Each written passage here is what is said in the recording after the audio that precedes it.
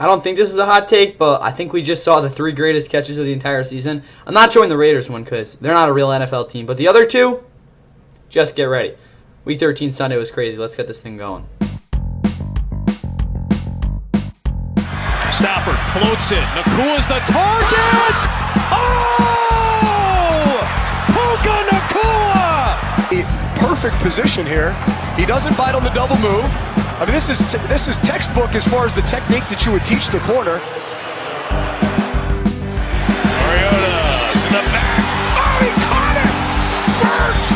Unbelievable touchdown! This is a classic. One-handed, one fingertip over the edge of the ball to stop that thing. Give it right back. Hutchinson, the intended receiver. Standing there. Got time. And in the middle. Stafford. Gets brought down. Ball came out. Derek Brown the hit.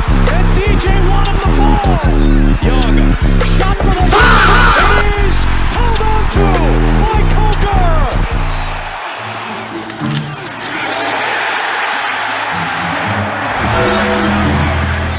To tighten things for the Saints. It must travel 10. And it does! The Saints live! Game decider. Mariota inside the corner. Touchdown! Going to win.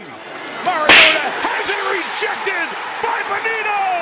And Denver has won 9 in a row!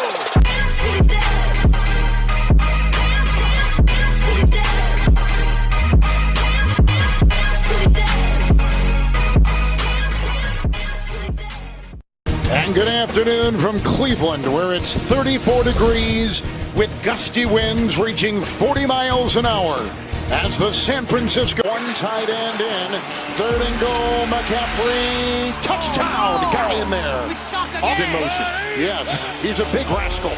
4th and 1, oh, the handoff, stuffed. Judkins, no place to go. Here's to the year. Gets a block, hit as he throws, caught wide open. 5th and 5, touchdown, Cleveland. Second game for the Niners for the injured Pinheiro from 25. Oh, hit the upright. Did it go in? It did. 4th and 1. Oh, they dropped the ball. It looks like Gifford jumped on it. They did a turnover. The fake. Purdy. Touchdown, San Francisco. Back with the wind and the hang, and now the fair catch. So he fumbled the ball, muffed it. Purdy to the end zone. Caught for the touchdown. Last October passing away. 4th and 16. Up the middle they come. Devoured on the play by Keon White. Oh, they've been able to run together. Robinson trying to keep him away. Sanders on the move. The pump fake, and he needs the 28, and he'll hit the deck. And with that, what is going on, guys? Welcome back to the NFL. Please like and subscribe. I hope you guys enjoyed this Sunday of football. Yes, it was a rather light 11 games this Sunday. We have a lot of stuff to go through, as we will start with the Niners knocking off the Browns 26-8 in a game that wasn't really that awful what we expected to. We'll get to some games that definitely weren't. Rams, but anyway, for the Niners, they moved to 9-4. They're well on their way to winning at least 10 games. They have the Titans off their bye week again. They have the bye week next week, considering. I mean, it would be pretty concerning if your bye week was in week 15. But anyways, they're now 9-4. They'll go into the bye week at this record, and then they'll beat the Titans, and then they're in a good shot to make the playoffs. You guys can see right now, I think, if not mistaken, they are the 7th seed. They're very, very good chance to make the playoffs again with their schedule as well. Even though, again, they have the Bears, Seahawks, and I think it doesn't really matter. It might be someone else out. Again, maybe the Colts to round out their season. It's not like it's definitely not great teams to play, but again, it could be definitely worse. Browns, though, they fall to 3-9. They are yeah, they're not looking great right now. And again, Shedeur Sanders' first home start. They will be playing somebody, I think, Tank Bowl next week. That's all I'll say. Also, with the Rams playing the way they did, the Bears are now top in the NFC. Is that going to stand for long? I'd be shocked if this is what happens next week. But hey, you never really know. The Bears are playing pretty darn good football as of recently, so give them their props. But this doesn't look right. That's all I'll say. Anyway, though, for the Niners, takeaways I have for them. First one is, again, Brock Purdy. A lot of concerns about his turnovers and 53 picks last week on Monday night. yeah, he was much more diligent this game. Again, he definitely did his diligence in terms of what he was going to make. And there were definitely some plays where he shook off some of his first reads, even though they were definitely of openness to him, just because he didn't want to, again, risk it, which, again, against this team you can kind of do, even though it's good defense. Kind of got to take what you can get against this group. Also, it's their 5th winning season in the last 7 years for the Niners. Again, they had a lot of tough years prior to that, so, again, that's pretty cool for them. Christian McCaffrey's yards per carry are the most skewed stat in the NFL. Yeah, again, I wasn't expecting him to run well at all in this game. The fact, again, he still was able to, put up decent numbers was definitely cool. Again, 2.6 yards per carry obviously isn't good, but you get the points along with 7 yard. Again, this is, again, a running back in Christian McCaffrey this year who is not exactly one of the most efficient, but the numbers, I think, are definitely skewed against him in that sense. Also, CMC has now had over 800 receiving yards and rushing yards for the third time, something like that in his career. Pretty ridiculous. No, third time, because he had the Offensive Player of the Year. No. He 2022 he did it, and then again he did it also, 2023 he did it, and he also did it back when he won Offensive Player of the Year in 2019. He won in 2023, right? Am I going crazy? Anyway, though, Kittle continues to play well, 4 for 67, led them in receiving. It's pretty good there. Clelin Ferrell, yeah, this was his best game I think I've ever seen. Again, there's definitely and I'm joking on that. Again, against the run, he was pretty good. But again, the numbers are a little inflated from him. But again, it's still a phenomenal game from Clelin Ferrell. Again, you can consider the fact that, again, Shador's playing quarterback, and also the Browns' offensive line decided to play bad this week. That's kind of what happened. Also, Keon White is their best pass rusher. He does need to continue to improve down the stretch if this defense is legitimately going to be able to stop teams. Obviously, Deontay and Renard Green are great on the boundary. But again, we saw Jair Brown and Link Mustafa make a ton of plays. Upton Stout also in the slot. The rookie had a pretty darn good game. Also, when we look at their conversion rate, they were 11 of 17. Their third down plays were extremely critical. Also, they have not lost a road game since week 6. That's being for the Niners. So overall, this Niners team, very solid performance at the end of the day. Now we move over to Cleveland. Shador didn't know what he was doing. I think that is fair to say. There were several plays where he simply just didn't do a lot, of much of anything. Even when you're doing something and it's turning into an interception, I guess that's better, or that's worse, but still, he did absolutely nothing. It wasn't really completely his fault. I don't think the play calls were really anything tailored to him to actually be able to make any throws, but at the same time, I would have liked to see him do a little bit more than what he did in this game. Quinshon Judkins ran for 91 yards, pretty darn good game from him. You got to be happy with what he did. Also, again, just simple notes from what I noticed on film. He made good decisiveness, found early creases. Yeah, that'll be crucial to his success down the stretch. Again, we talked about this team obviously not making the playoffs. I think they are eliminated. No, there's still a chance, under 1% chance. But yes, for Quinshon, yes, that number right here. Again, obviously they're not going to make the playoffs, but they have, again, further success down the stretch, and for him to, again, continue to play better, that's what it's going to come down to there. It's too common for this passing game to not have any rhythm. That's going to have to get better if they want to play spoiler. I mean, there's definitely some teams they can do that against, but obviously Harold Fanning going for 43 yards and a touchdown. Most of those coming off a 34-yarder. Again, score, being wide open, and then absolutely no one else making any plays to receiver. Obviously comes down to the quarterback, but as an offense, there's no reason, again, you can't have receivers going for over 50 yards. And again, solid volume overall. But when you look at this team, they can't sustain drives, and the fact, again, you rarely see this offense, like a couple other offenses that have had issues, be able to put up solid numbers, which are obviously they suck, but that's just something that I noticed with this team especially. On top of that, yeah, they're not eliminated yet. So again, if you're gonna really be that person throwing the towel, I mean, what are you doing? Obviously, this defense is elite. They outgained the Niners technically, but again, the efficiencies definitely favor the Niners in this one. That's all I got from you guys in this one, though.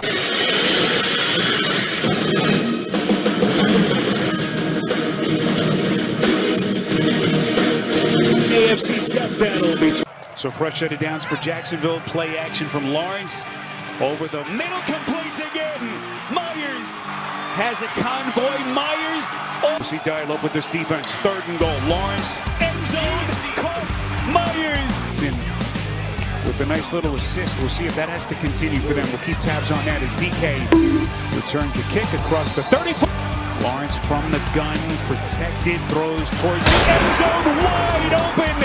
Strange. Touchdown, some yards, handing the ball off. Too far for a quarterback sneak.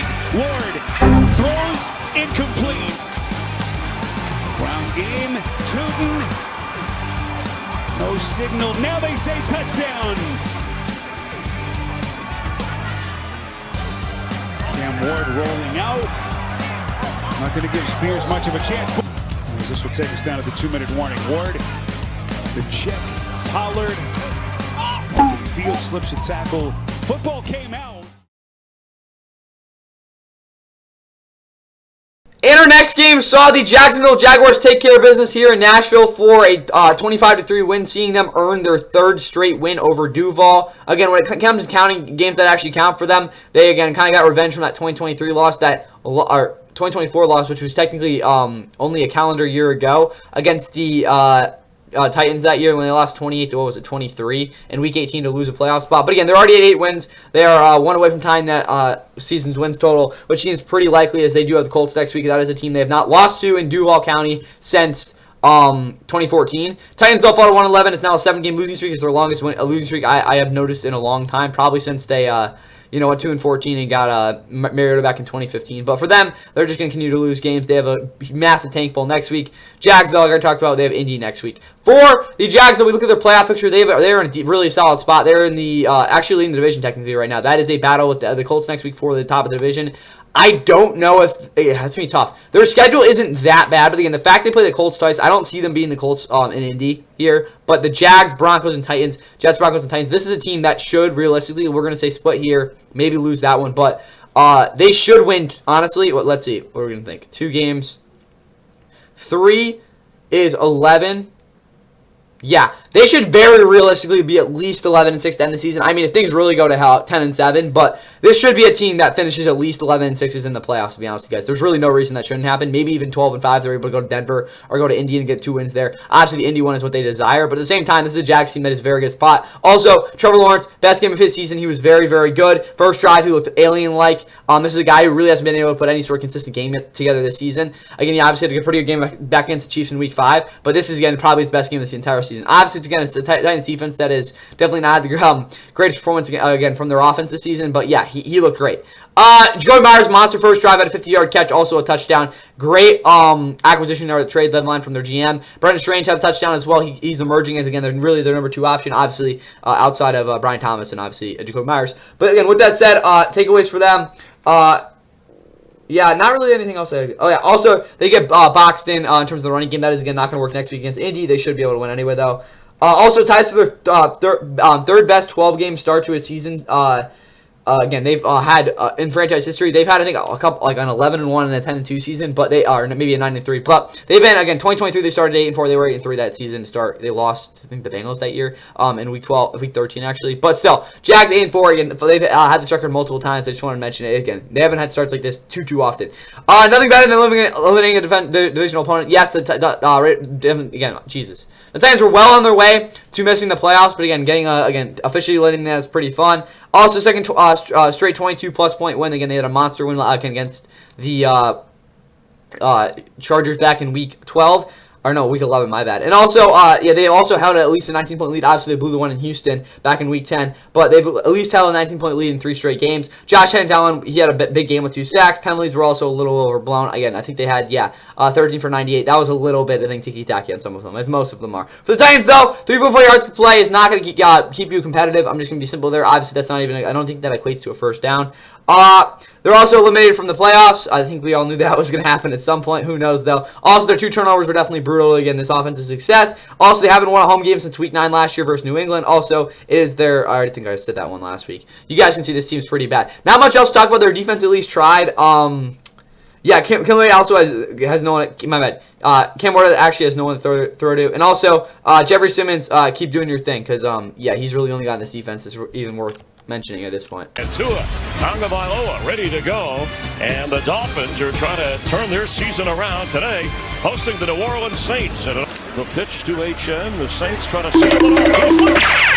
HN for the end zone. He is in for a Dolphin touchdown. He picked up 16. Tua to throw again, wide open. He's got it at midfield.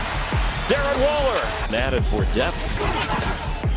Chuck to throw, get that ball's out, and that's a recovery of a loose football by Zach Sealer. Yard line, Tua's going to go deep, in between a couple of Saints, and that's going to be Kool-Aid McKinstry with pass is intercepted. It's a Miami takeaway, and can he take it all the way back? Rasul Douglas. Chuck hesitates, sees the room to run for the end zone. Perfect. Yes. Chris Olave for the touchdown. Chuck rolling, and he's going to keep, and Tyler Shuck converts himself. Handoff. Gordon, and he won't get it. For the end zone. Did he hang on? Devon Bailey. Chuck throw. All the way. Patrick on the two-point conversion to tie, and now the try to the first. And I don't know. That didn't look like.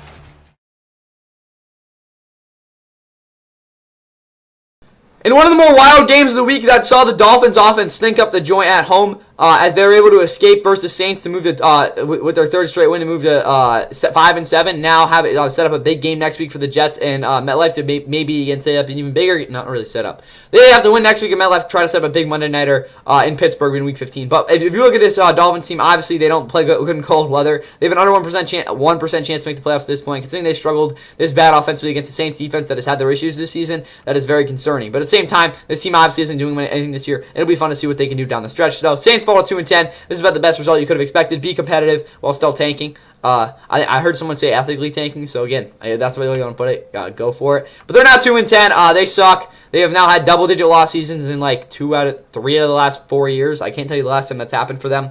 But Cam Jordan also, he has 6.5 sacks. He is 36 years old. Maybe he's turning 37. I don't know. That's very concerning that he is their true workhorse as a passer. He technically isn't. Chase Young's gotten good pressure rates this year, but you get the point. That's not good. Devon Bailey is reliable underneath for this team. Again, that's something I definitely want to watch down the season. Again, a lot of his routes were very close to the line of scrimmage, but they worked and he got open. Great separation. Great penetration. Brian Brzee had his best game of the season. He had a sack. Also a lot of pressure.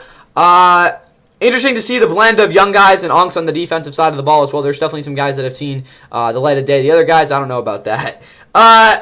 Opposed zone blocking. I do oppose the zone blocking scheme in the interior for base ISO. Basically, what that means is zone blocking is when you're basically picking up that anyone that comes at you, and the fact you're trying to run up the middle like that is a little bit bizarre, especially with the personnel you have. That's all I'll say, though, especially without Alvin Kamara, who's obviously not had the greatest season. Also, straight up could not maintain for blocks a long time. For long-term stretches, which again is partly the reason that Tyler Shough didn't have the game he would have wanted. But realistically, guys, that's all I got for the Saints. Meanwhile, moving over to Miami.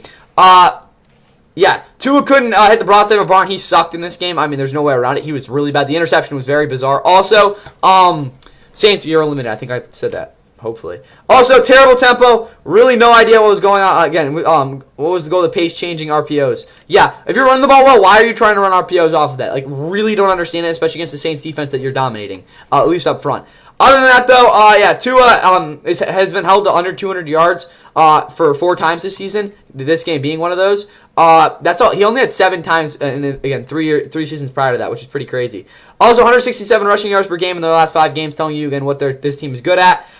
Great tackle setting by competent wide receiver blocking. What I mean by that is, again, if your tackles, guys like Austin Jackson, are able to get out and make their blocks because you can rely on your receivers, it's a pretty good thing to have, and that's obviously what we saw in this game. Also, 3rd straight win for the last 5 they've won. Same position as last year, except they're definitely less likely to make the playoffs. Last year, again, they kind of blew it in that down the stretch there. Chop Robinson was very impressive with an array of counters. With an array of counters and second moves off of a complicated and continuously adjusting pass rush plan. That's what I'll say on Chop Robinson. I don't really know why I wrote that, but at the same time, that's what I saw from him. Good game, Chop. Mika, he was sent back to 2019 through 2021. I understand he was bad for parts of 2020, but who cares? And also, Russell Douglas is playing like cornerback one right now. He will help this defense out a lot. Neither team got over 300 yards. This game was definitely a rough one to watch. At the same time, though, it was close to the end, which most of the time you'll definitely take. This next one, you'll definitely take it with what happened. The New York Jets back home at MetLife Stadium. Tyrod Taylor getting set to make his 3rd start of the season up against Kirk Cousins. Fair catch signal from... fumble! Ball comes loose! That means 1 running back, 2 tight ends. The handoff to Breece Hall, and he takes it in for a Jets touchdown. With 1 timeout remaining. 2nd and goal, it is Algier. And Algier is in for a Falcons touchdown. Cousins steps up, dumps it off. It's Robinson. 1st down and more. Robinson inside the 35.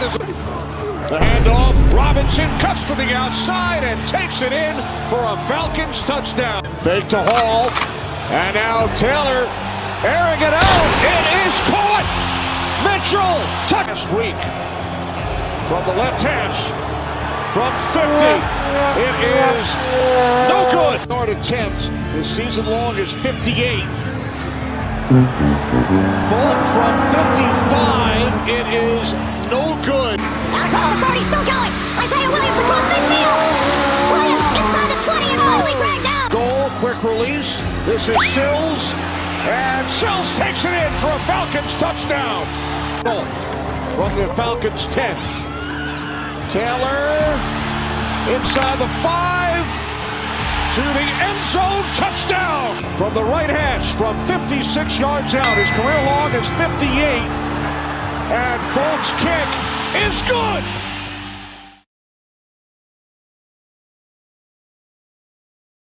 In an inexplicable fashion, the Falcons continue to lose games for the Rams. The Jets knocked them off on that long field goal, 27-24. They moved to 3-9.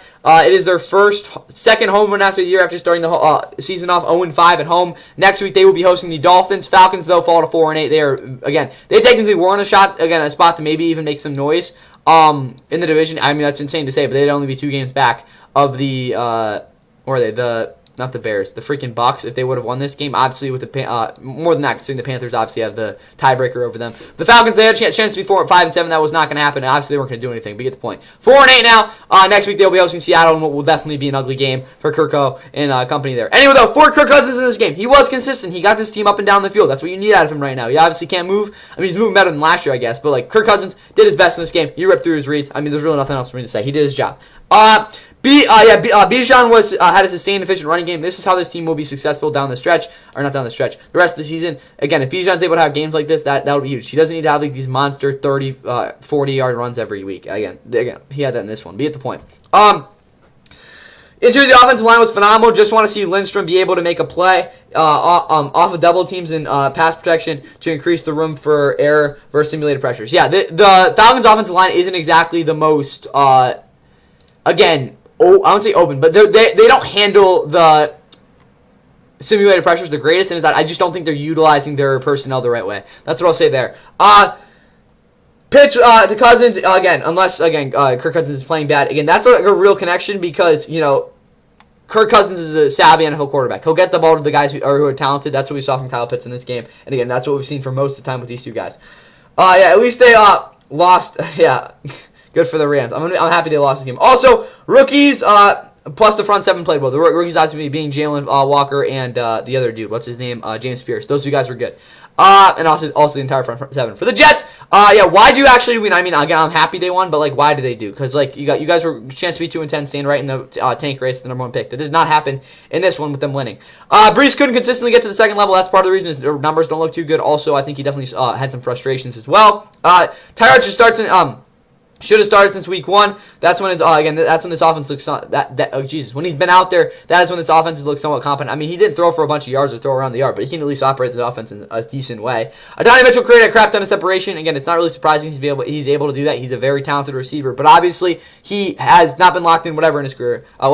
So that's part of the reason he obviously has had the most success. Decent blitz packages and cover 0 for this defense. I do think they need to sell it better though, because I think that is something that will help them out in terms of them not being the most talented. Also, I like the third down bunches and 12 personnel variety on second and third and long from this offense. It obviously sprung Tyrod for a couple long runs. Also, for them, they did they got actually outgained by over 130 yards. Still won though, so good for the Jets. That's all I got from you guys in this. High for Tampa Bay, back home with a banged up Baker Mayfield, leading the way against the potent Cardinals offense, paced by Jacoby Brissett. Otten in motion. Mayfield, pressure comes, floats it out for Godwin, down the sideline, first and goal. Otten in motion. Look for Otten, not there, goes the other direction, and it's Tristan Wirfs. Hand off again tonight. Fumble the football, and it's recovered by Tampa Bay.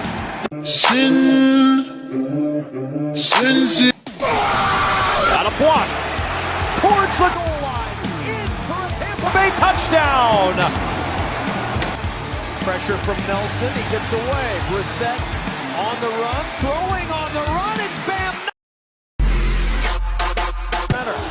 Toss play Knight. Looking for the edge. Did he get there? I don't think so. Stopped short. Get to a 10-point game. Good snap and hold. The kick by McLaughlin. Low line drive, and it is good. Play action. Brissett to the end zone. It's McBride, and it's an Arizona touchdown. On 4th and 2, over the middle, incomplete. He wanted Wilson. Dennis was there. The ball falls to the turf. Sorry about the array of highlights. Very good diversity we're trying to promote there. But anyways, the Cardinals went into Tampa and did not win, as they are now eliminated from playoff contention for the 4th consecutive year. Just after Thanksgiving is probably not what they planned preseason, as they've now lost 4 straight games and are not looking too hot. Bucs, though, moved to 7-5 in a much-needed win. This wasn't a very impressive one, but they did, in fact, get it done. Next week, they will be hosting the Saints in a game they have struggled to win the past couple years, but at least this year it seems a little bit more likely to have happen. Cardinals, though, yeah, they have the Rams next week, and a game I'm not going to be overlooking at all, considering the result we'll get to in a little bit. But for the Cardinals, Joe Brissett put up very similar numbers to what he usually does. But also, Brissett is auto to throw to his wide receiver number 1. Obviously, 7 targets looks pretty good for Michael Wilson and Marvin Harrison. That is not created equal. Michael Wilson had 4 checkdowns, and I think on his 5 of his first 6 targets. The last one wasn't, but the 5 of his first 6 targets were all checkdowns. Marvin Harrison, legit targets, obviously, because again, Jacoby Brissett's going to look at him obviously first. Be at the point, he's not going to try to throw to his number 2 again in real situations. McBride and Bowers for first team All-Pro race. Yeah, Trey McBride's an absolute monster. Obviously, another bad team with. I was calling the Panthers. Again, the Cardinals aren't a good team, but again, I don't think they're completely terrible. Again, terrible team, the Raiders. Again, those Brock Bowers and Trey McBride, I think, are going to be fighting for that first team All-Pro nod there. Maybe not though, because obviously Bowers had those injuries. Bam Knight showed explosiveness. He was not that bad. Good for him, I guess. I don't really know what else to tell you. He did have a touchdown, so. It's Bam Night. What are we doing here? Yeah, Josh Sweatson, their number 1 edge rusher, watching versus Alec Jackson next week. Alec Jackson definitely had a down year for the Rams. He's definitely this should definitely be something to watch. 4 tackles, 2 sacks. I think he had 8 pressures or something. He had a lot in this game. Gannon called a good game, especially after getting down. Yeah. 17-3. I'm intrigued to see how next week goes. I'm not even trying to troll with that. I think he did call a good game. Maybe, what the hell are the Cardinals coaching staff doing? I mean, there's definitely some truth to that, but this team could have rolled over and died. And obviously, they didn't do that. They haven't really done this all season. So, obviously, I don't think John Ken will be the head coach at the end of the season. But after the season, but at the same time, I don't think it's been completely his fault. For the Bucs, huge win. Great grinded out / intention from the O-line as well. They did a very good job. I was very impressed to see what I saw from them. Obviously, Tristan Wirfs scoring the touchdown was also just a bonus there as well. Bucky looked solid in his return. We'd like to see Sean Tucker to add some variance and sustain drives. Obviously, don't want to be giving Bucky Irving 30 carries in his first game back. Godwin looked reinvigorated. Had some health. Has definitely had some health issues the past few years. Obviously, towards ACL last year. This year hasn't really been healthy at all. So the fact he's still able to be explosive was fun to see. Big man touchdown versus the Cardinals. Yeah, with Tristan Wirfs. Also, the linebackers played very well. Savarkio Dennis and Lata David were very, very good. Great leverage at the point of attack, again, from the defensive line as well. They did a good job with that. Again, something that definitely struggled with sometimes last week. Limited explosives, but again, 386 yards allowed is not going to get done. I understand that Jacoby Brissett's been dicing up defenses most of the past couple weeks, but still, you did force turnovers, but I would like to see this defense, again, kind of tone down the yardage, considering you do have a very solid run defense. Without a doubt, though, that's all I have from this one. Let's get to, I don't even want to get into this, but we have to, because, again, it did in fact happen. How about Bryce Young and the Panthers right in the mix for playoff contention out of the NFC South? They get set to host one of the hottest teams in the NFL and arguably the hottest quarterback in Matthew Stafford. Adams, touchdown. Just like that, great field position and about as easy of a drive to open a game as Matthew Stafford has had. Conversions. Done it twice on this drive. Trying to do it again with Hubbard. Big hole. There he goes. Big play to the Hubbard touchdown. 2. Stafford. Batted in the air. It's picked off. Into the hands of the former LA Ram, Nick Scott. 4-man rush. Stafford. Into a tight window to McCall. Picked up by Mike Jackson. And Jackson gets the block to take it home. Now, Stafford. Rolling to his right. Plants and throws back in the end zone, right on cue. Davante Adams in the red zone. 2nd down and 10. Stafford takes a shot for Smith with speed. He's got him. Against Jackson. It's a run play. It is Corum fighting for the end zone. We'll check the penalty flag. Trying to plug that up. So one-on-one opportunity. It's caught by Coker for the touchdown. his first of the year. By 3, and Blake Corum, Big Ten back, gets a Big Ten block. And Blake Corum with a big run. Run play, bang it away, touchdown Rams. Williams puts it in to take the lead. Day is Carolina. On this crucial 4th down, Young, McMillan, got it! Touchdown, Panthers lead!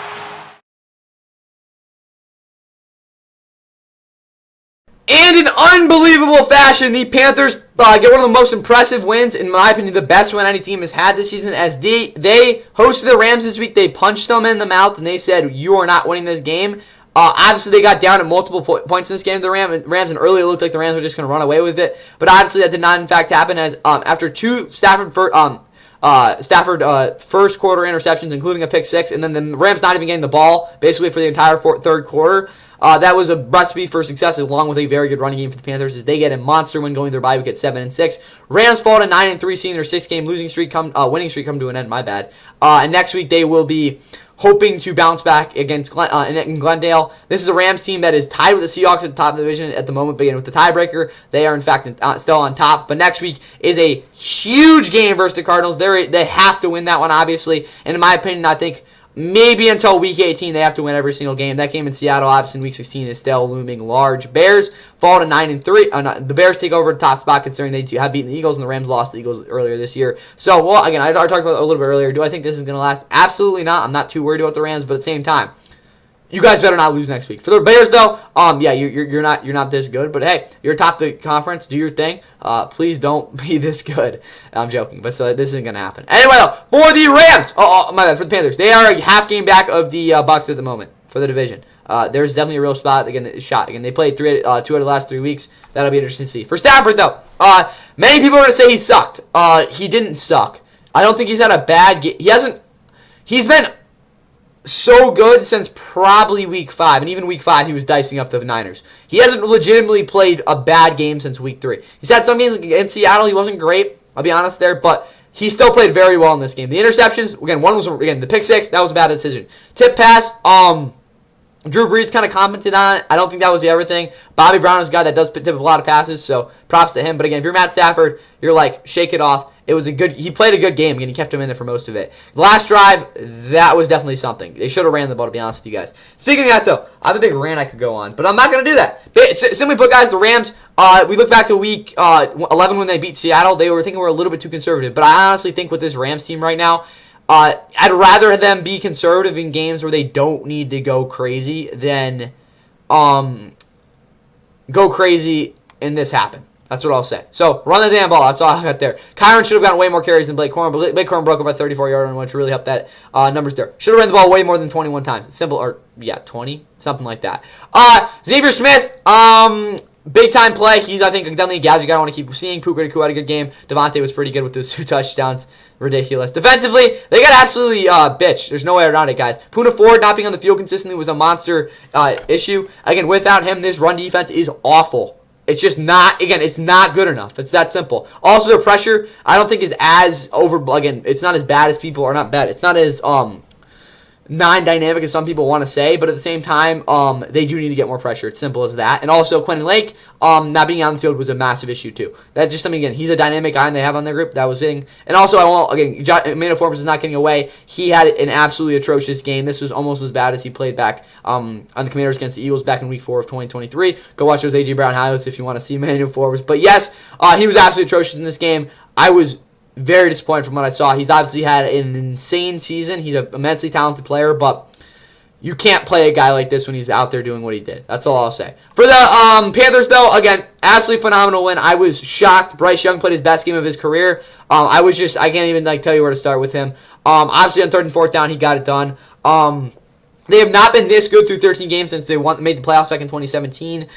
Their running game, Breeley Dowdle didn't really do a ton. Chuba Hubbard got like 5 yards per every play. Like, this is a true 5 yards per carry. That is what killed the Rams in this game, especially in that 3rd quarter. I'm like, stop the effing run, and they didn't do it.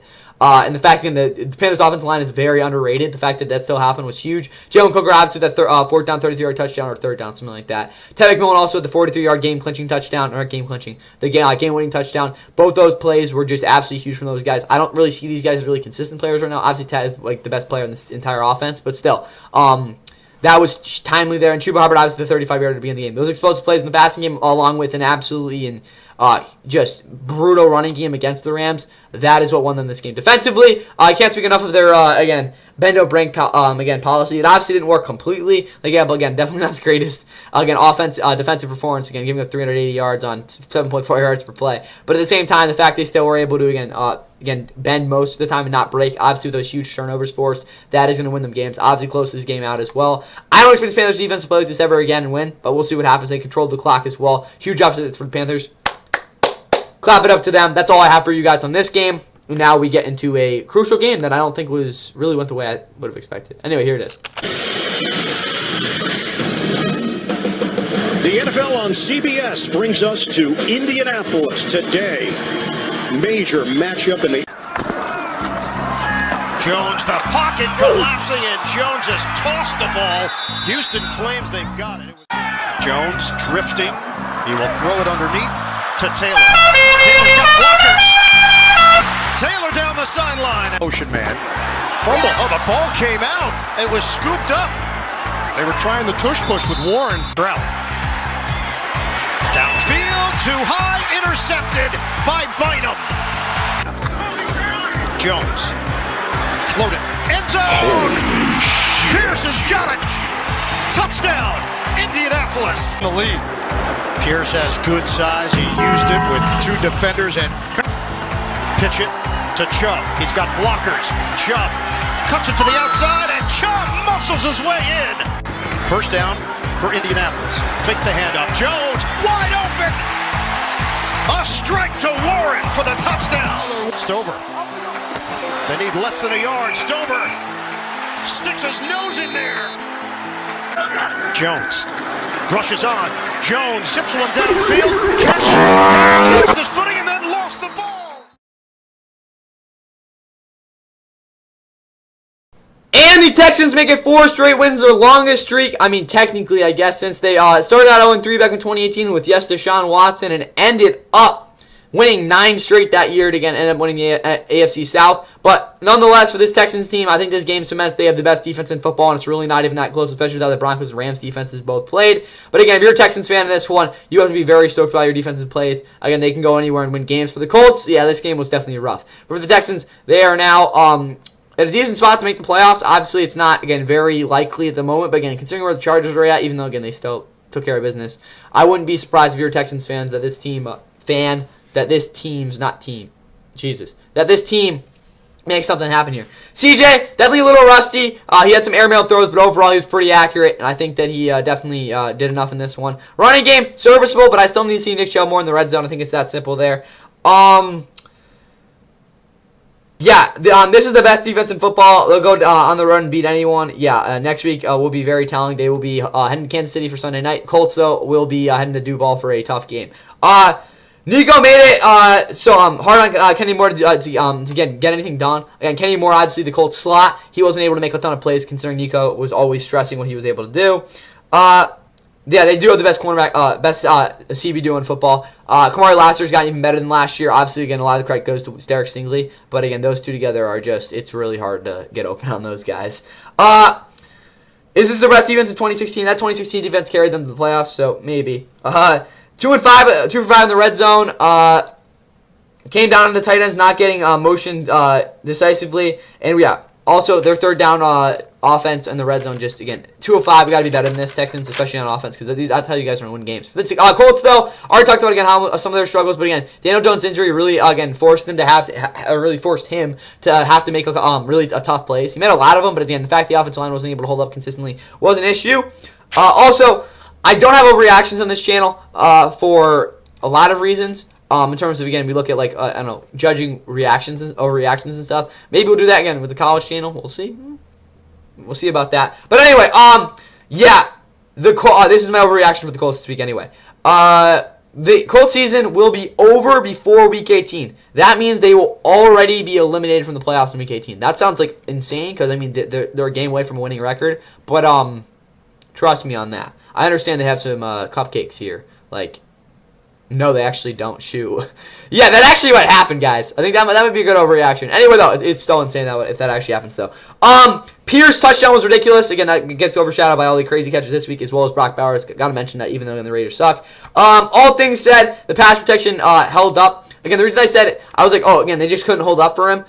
They did technically hold up. Again, on film, I think that was a little bit more overblown, I think, by me. But at the same time, I mean, Daniel Jones definitely had some plays where he didn't exactly have the opportunity to throw the ball. Also, Jonathan Taylor kind of vanished. I mean, that's kind of what happens in games like this. No sauce, but put guys like, again, Nick Cross and Kenny Moore in a hell of a lot of conflict in terms of what they were able to do. No pressure from the starting defensive line. They were absolutely atrocious in this game. That was not good fun to watch. Also, they're not winning next week. I wanted to mention you guys. You guys are not winning in Duval County. I think all Colts fans know that. But anyway, that's what I got from this game. Colts offense scores under 20 points for the first time this season. They got a tough one next week. Weekend, we welcome you to Seattle, Washington, and welcome to the NFL Max Brosmer, his first career start. It's the Sam Darnold Bowl as he goes from Minnesota. Brosmer back to throw. Brosmer throws on the run for Jefferson, who had to turn into a DB, and then Addison almost came and caught the deflection. He's pressured. He's in trouble. A game-changing play.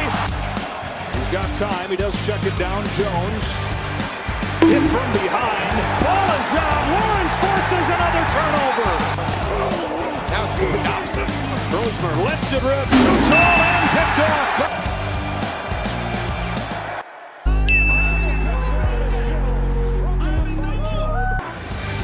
They'll go for him, they'll throw for him with A.J. Barner and convert. Hawks, Charbonnet again. Over the left side, breaks the tackle, gallops free, touchdown. 2nd and 5, Vikings looking for the... Yeah, no shit. Interception, and Reek Wallen. Blitz coming. Thomas getting there and finishing him off.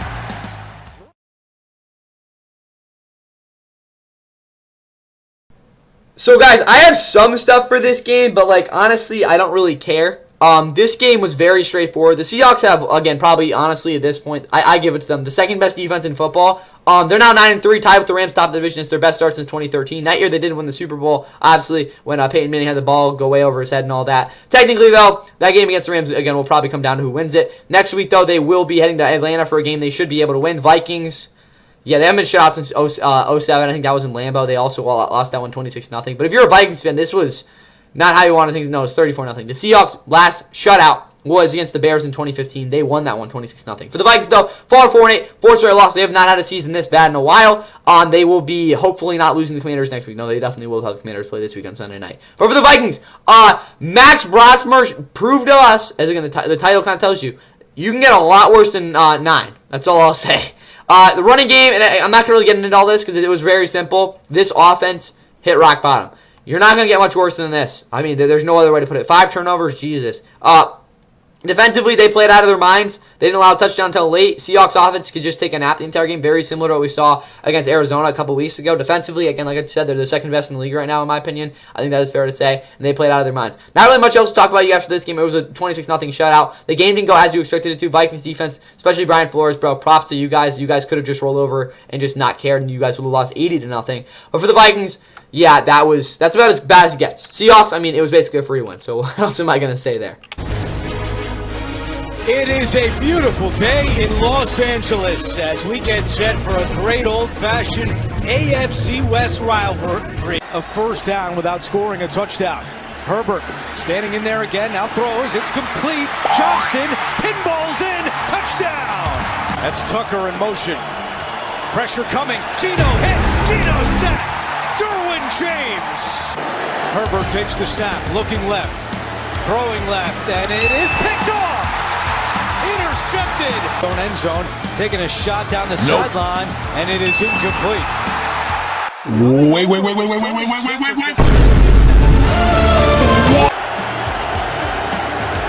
Vidal. Sit your ass down. Stuffed! Devin White in the backfield. Geno, end zone, wide open touchdown! That's Bowers! Here's Vidal on third down, and he turns it upfield for a first down. Still going! Kamani Vidal down the sideline, and he has a touchdown! On 3rd and 2. Herbert looking to run. Buying time now, throws, caught! Touchdown! A give to Genti, and he's tripped up. Stuff behind the line. Second and goal, blitz coming. Gino gets rid of it. Incomplete. Oh, wait a minute. Bowers caught it. You got to be kidding me. Patterson, the running back. And Patterson is in for a touchdown.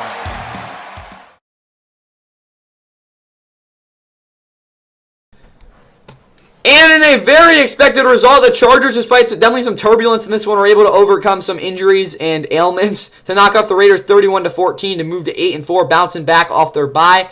As they now are in a solid spot, still with their brutal schedule. Again, we'll get to in a second. Again, still doesn't seem too realistic that they could definitely get in the playoffs. But at the same time, they do have the Eagles at home next week on Monday night. That is a must-win. Raiders, they'll fall to 2-10. They're finally eliminated. This is their worst team they've had in a long time.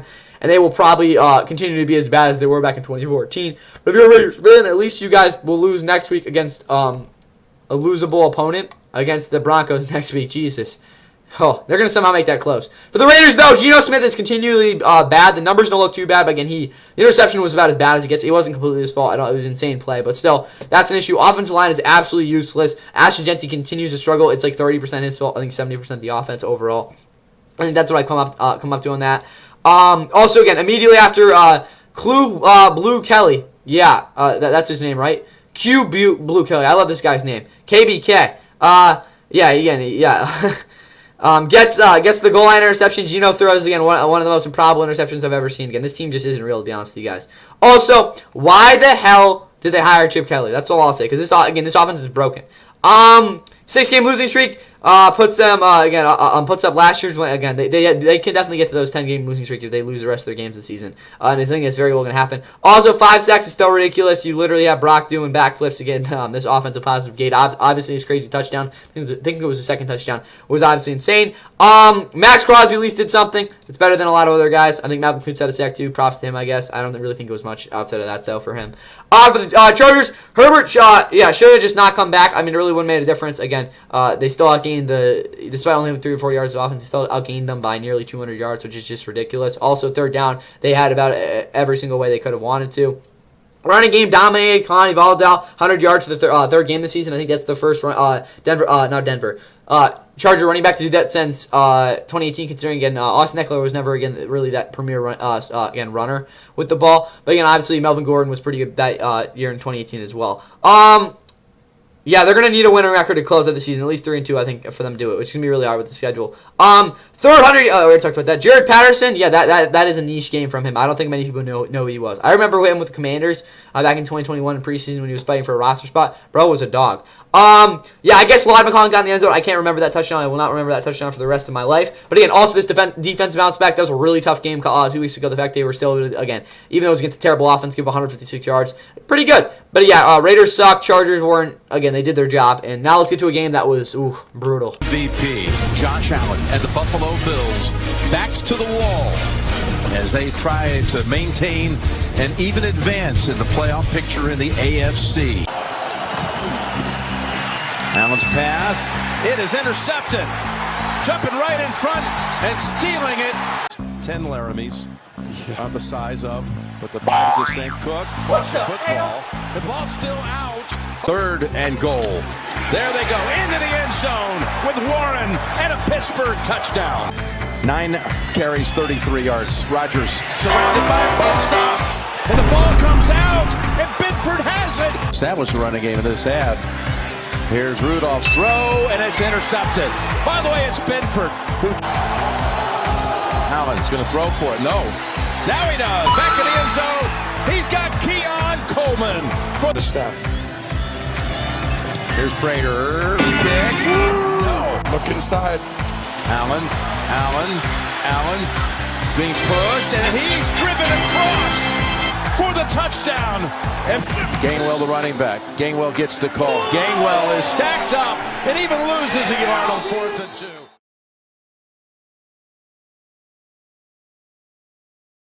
And in front of the whole country, the Bills embarrassed the Steelers 26-7. Yeah, I know, as Aaron Rodgers played on a broken hand, and that did not go well at all for the Steelers, as the Bills now moved to 8-4 with a big bounce back win. They are in the 7th seed right now and are a solid spot to make the playoffs. Next week, they will be hosting the Bengals in a huge game versus Joe Burrow. Steelers fall to 6-6, have a first-place battle for the division versus the Ravens in a game that could decide if they will have a winning record this season. I mean, they are going to Baltimore. They're going to be playing in Pittsburgh in, I think, a couple weeks now. But anyway, for Josh Allen and this Bills team, defense had their best game of the year by far. They completely shut down a pretty mediocre, I think we can say, or even weak Steelers run game, but still got it done there. They also haven't lost in Pittsburgh since 2013. That was when Big Ben was there, and they kind of sucked. I think that was a 23-10 final. But anyway, James Cook set the record for most yards versus an opponent at Acrisure Stadium. That's definitely wrong, but I don't really care. 143 yards, again, seems a little bit low, but who knows. Keon Coleman was fantastic. Again, I know his stat line doesn't look that good at all, but again, trust me, he had his best game in a while. Allowed 160 yards, also had 42 minutes possession. That is true dominance in this league at this point. I mean, yeah, that's just, again, all the red there you guys can see. It was rough. Linebackers were phenomenal at taking on blocks and diagnosing play fakes slash plays to the flat. Again, that was a lot of the Steelers' offense this season, and obviously didn't work in this one.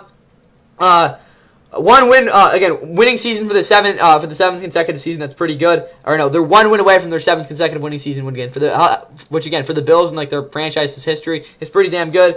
Yeah, Connor McGovern and David Edwards were gross on those not inside runs. Also, their running back dive concepts, those were good. For the Steelers now, not really much. Again, the Bills, they play great. Aaron Rodgers shouldn't have played in this game. I mean, he kind of just shook his head like, yeah, I'm too old for this. I guess the running game was there. It really wasn't. They don't have anyone to throw to. Again, DK got bracketed and double teamed. Anything you can think of with that. Also, yeah, this was not a good game. Gainwell might be, their wide receiver too right now. That's really bad. Also, they've lost 5 out of 7 after that 4-1 start. Secondary was physical, but the linebackers were not. That is fair to say. They definitely got abused up front. D-line looked deflated. Again, that's the best way to put it. Again, if you saw Cam Hater's like, I got to retire. It was so bad. Also, this is the worst performance of the season. And no one knows about next week. But Cincinnati looks like the best team in the division right now. I'm not going to say they're going to finish. They could finish the season 8-9. I think that's pretty realistic. And that'll probably get them the division title with how this thing's going right now. It probably won't last. We'll see, though. Yeah, that's all I got from this one. Not really much to talk about other than the fact that the Steelers got embarrassed and the Bills looked like a good team for them. Thanksgiving weekend comes to a close in the nation's capital. Chilly 40-degree night about 10 miles away at Northwest Stadium. Hard to come up with a scheme that's going to protect their quarterback against all of that. Jump pass, Mariota intercepted. RJ over the back. Gonna throw. Nix got it to the tight end. They take the lead. Rodriguez up the middle to the end zone. Touchdown, Washington. Big targets to the left. Nick's looking that way. Not open, trying to take off. Got it away for the touchdown. Across where the first down marker is. 5 in the pattern. Nix has some time. They're taking a shot. He's got it open. And it's caught for the fullback. Prentice leads. Harvey to the left. Into the end zone. Denver takes the lead again. After those and DBs in, Ford quit. Nix double punch and he threw an interception of Bobby Wagner. Snap was good. Wade put it down. Mooney tied the game.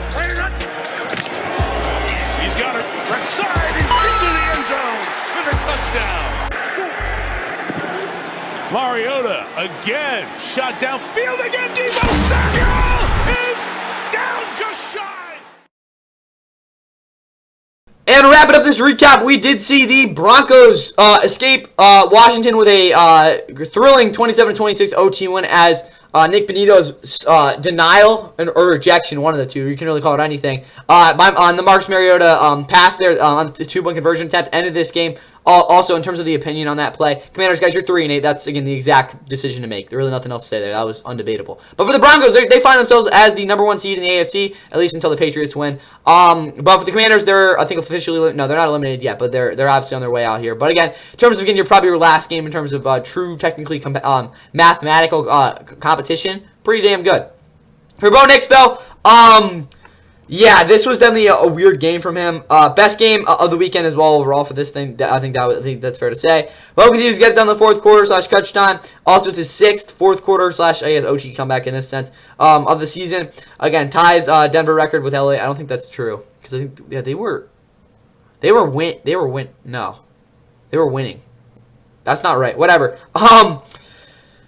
Yeah, Bo continues to do his thing. No real holes for the running backs in this game outside of the red zone because, again, they did have some decent success there. But, again, outside of that, it really wasn't much of a running game this one. Ingram and Sutton were clutch on their great in-breaking routes as well. Both those guys boxed out, made it really easy for DeBonix on those throws. Also, it's their 9th straight win, which is their longest since they had that 17-game winning streak franchise record in the regular season. Spanned from when they rattled off 11 straight at the end of the regular season in 2012 and ended up starting out 6-0 in that infamous 2013 season. Again, outside of that, they're going to lose at some point. Again, I don't know if it's going to be anytime soon, but maybe division round, conference championship. We'll see. D looked flat. Yeah, not as gimpy as the prior week, prior to the bye. Prior to the bye, obviously, they were pretty good. I think overall, obviously, they've been dominant all season defensively, but weren't as good as here. But again, this past game, definitely a little worse. It's going to, yeah, Riley Lawson deserved that. Oh, my God. Also, both safeties, Brandon Jones especially, they did not have their best games. Tulano Funga, definitely rough in coverage in this one. That's all I got for the Broncos, though. For the Commanders, Marcus Mariota, 28 of 52, 94, 2 touchdowns and a pick. He had a very good game. Again, this is the best game we've seen out of him in years, honestly, as a passer. Running game wasn't utilized well, honestly. I think that was something that was left out of the game plan for whatever reason. Secondary was chippy in this game. I got to give them their credit. They made a lot of plays, even though they didn't exactly physically match the Commanders. Longest losing streak since they lost 8 straight to end 2023. Also, they also lost 13 out of 15 games in 2019, kind of giving you a similar stretch to where they're at this point, even though they obviously had look like a much better team than that. Timely plays by big-time players, obviously that being Zach Ertz, Terry McLaurin, obviously Deebo, who got them down to the goal line. Again, Terry McLaurin, really tough way to end that game, but obviously he had the game-tying touchdown and game-winning touchdown, something like that. I don't really remember. Don't overlook the pressure. It's a whole lot better than the sack total was. Obviously only 1 sack on Bo Nix. He's not a guy who really gets sacked at all, but they did affect him a lot, which I think is something again that definitely was there. Also, they were better. They're the better team. Again, one up front as well in terms of the offensive and defensive lines. But that is all I have from you guys here from Sunday. I hope you guys enjoyed all of these games. I'll be seeing y'all for the recap of Monday night, tomorrow night. Again, we'll see about the upset, but that's all I got from you guys here. I hope you guys enjoyed all these games on Sunday, and outside of that, enjoy the rest of your night. Very least in the verge of field goal range. Arch Manning, look